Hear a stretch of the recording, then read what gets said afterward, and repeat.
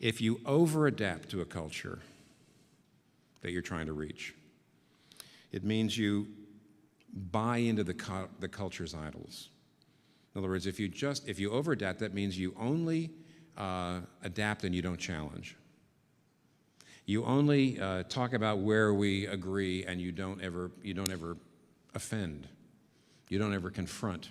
So if you over-adapt to the culture, you're buying into the culture's idols. You're trying too much to be accepted. You're trying too much to be liked.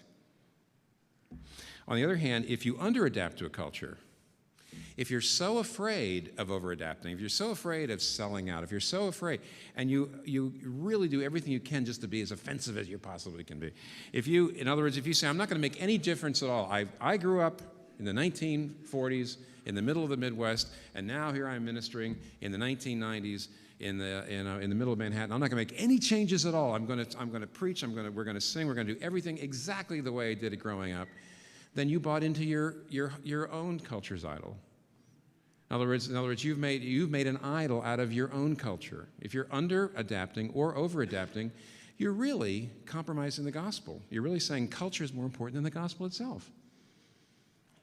So there's a danger on both sides, and this is the hardest thing for me to get across to people.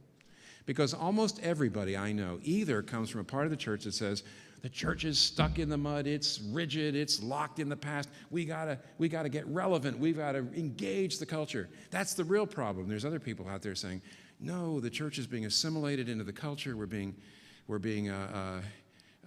co-opted, we're losing our distinctiveness, we're just becoming worldly, and the whole problem is over-adapting. If you think the main problem with the church is over-adapting, or if you think the main problem with the church is under-adapting, you're probably doing the opposite mistake right now.